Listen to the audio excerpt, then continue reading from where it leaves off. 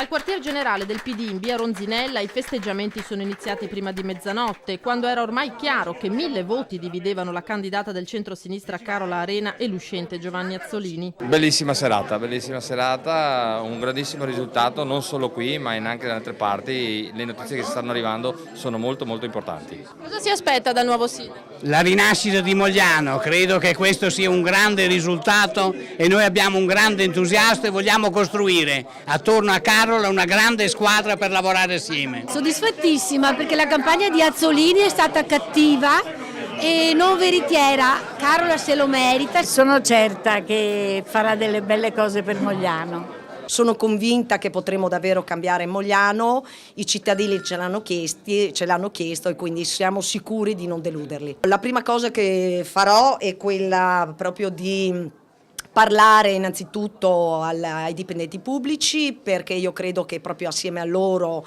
che bisogna iniziare un nuovo percorso, quindi sarà la prima cosa che farò. Io credo che da oggi nasca una provincia di Treviso diversa, che sappia guardare a un modello diverso di amministrare le città. Testimonianza è stato il cambiamento che hanno voluto gli elettori. Questa sera chiaramente siamo felici, però da domani mattina tutti quanti al lavoro, perché veramente i problemi e le necessità dei cittadini ci richiamano alla nostra responsabilità.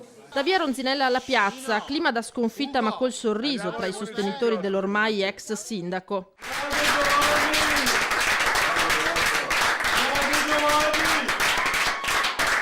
Al secondo turno quasi 1200 voti in più per Azzolini, ma non è bastato a rimontare. Cosa abbiamo fatto? Un suicidio politico di massa. I partiti hanno voluto correre da soli, e in particolar modo il mio vice sindaco Boarina è l'autore di questo dramma collettivo. La Lega non mi ha appoggiato al primo turno, ha corso in ritardo, Forza Italia non ha presentato il simbolo. Insomma, mi sembra che un pasticcio più grande di Mogliano non l'abbia fatto nessuno.